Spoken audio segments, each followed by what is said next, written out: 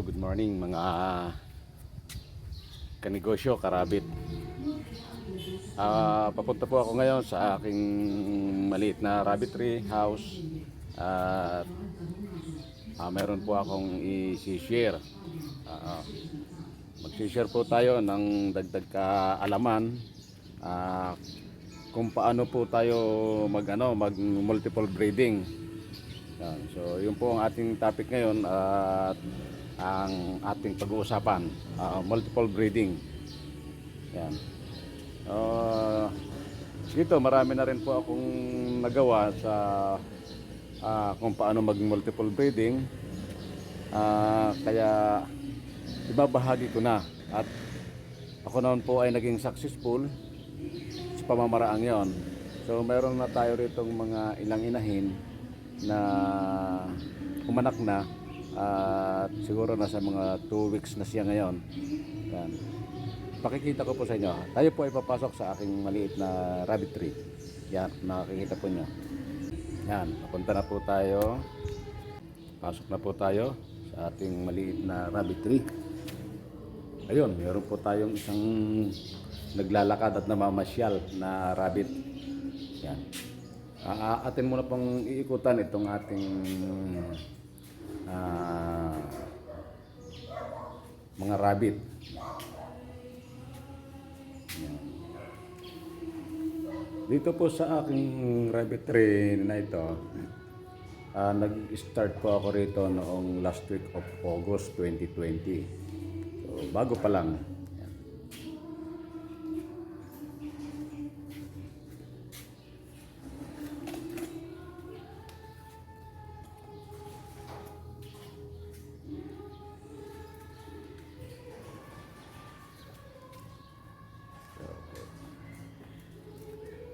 Ito po bagong walay lang ngayong umaga.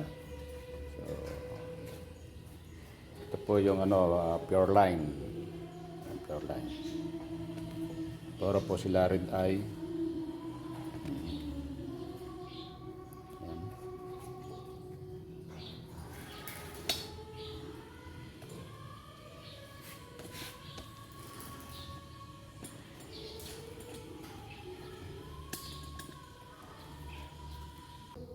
Bagong walay din po ito. Ito po ay 7.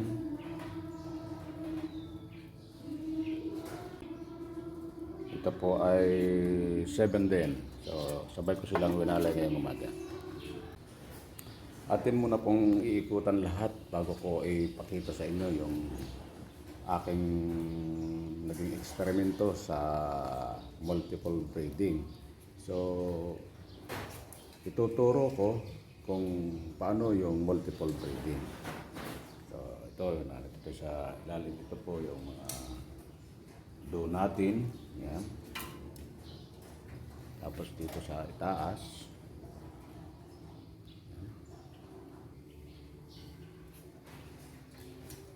Hello, kumusta kayo mga rabbit ko? So good morning. Good morning sa inyong lahat.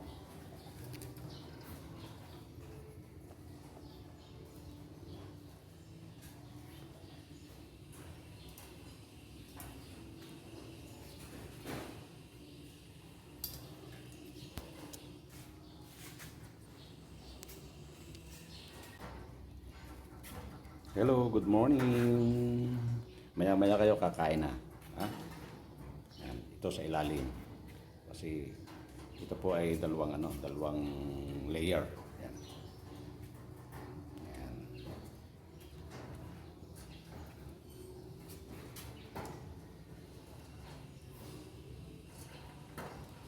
Naman tayo sa second layer. Yan. So lahat muna ay ipakikita ko yung aking mga stock na do at mga future breeder. Yan. Ayun, meron siyang anak dito. Hello, kamusta kayo? Okay. Ito, meron din po tayo dito. Yan. Ito naman po yung ating bagong walay. Winalayan kanina. na siya po yung may anak na 7. Yan. Yan. Dito naman po tayo ngayon sa sa cages ng ating mga buck. Ito po yung aking mga buck na ginagamit. Yan. Ito po. So may kanya-kanya po siyang lahi. Yan. Yan pong nasa dulo na yon, yung malikot na ito. Ito po yung ating Plymouth Giant. Yan. Ito naman po yung ating English Spot na buck. At yung pong nasa dulo na yon, yun po yung ating Palomino, Blue Eyes.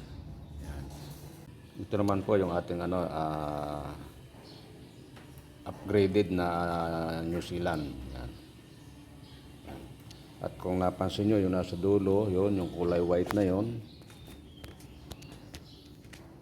Kung natataklo ba nito? Madaya ka, ha? Yan. Pakikinta natin.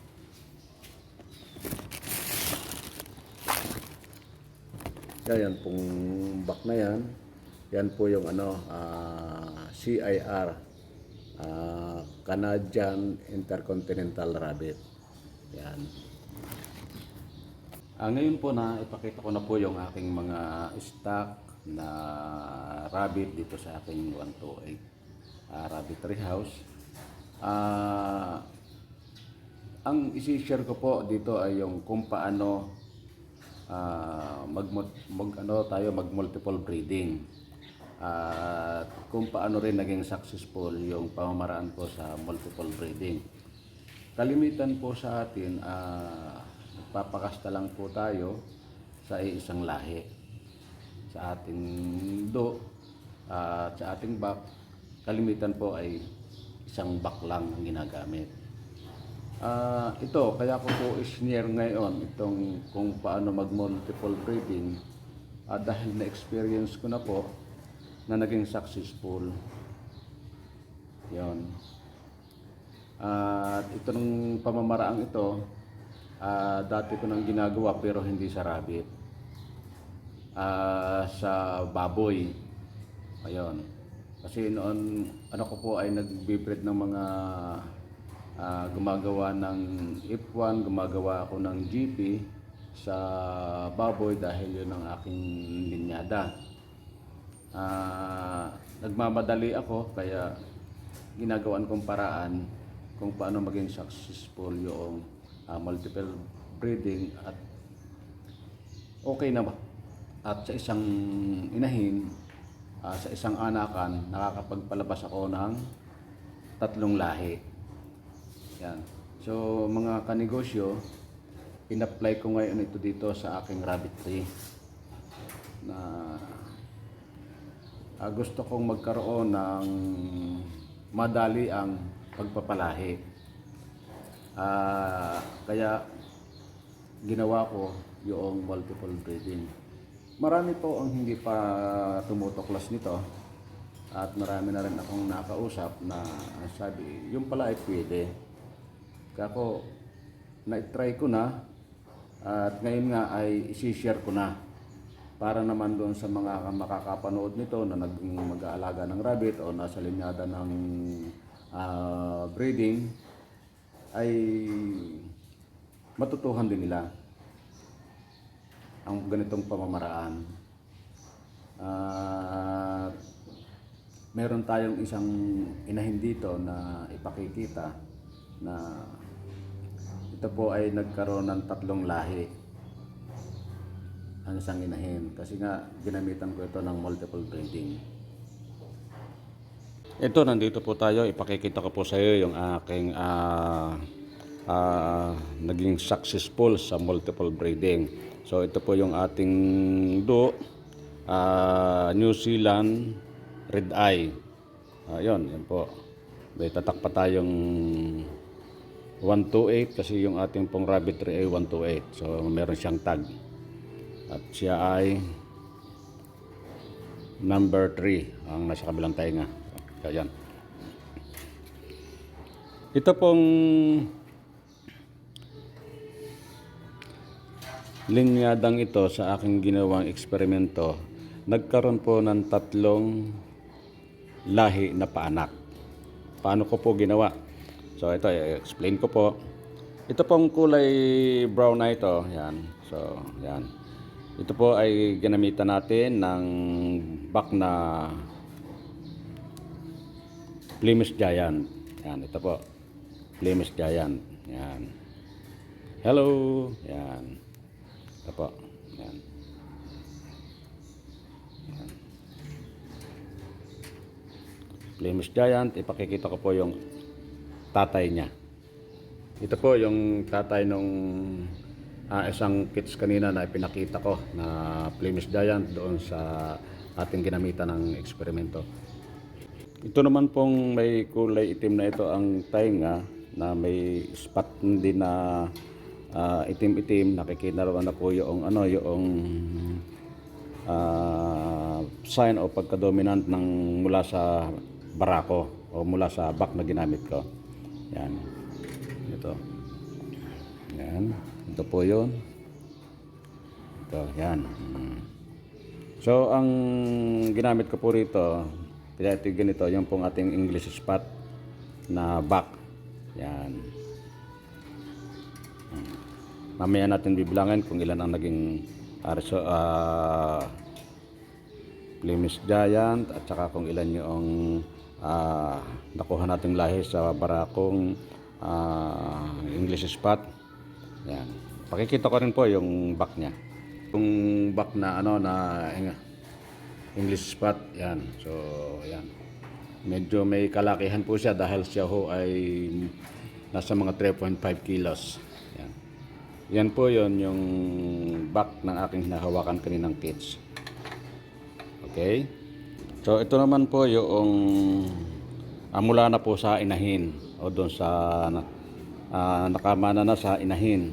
So, kaya po yung ating paanak o palahi sa isang pakastahan lang o sa isang panahon ng kanyang panganganak, siya po ay nagkaroon ng 3 lahi.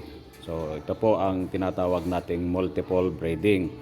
So, bibilangin natin kung ilan yung naging anak ng ating Plymouth Giant sa isang inahin.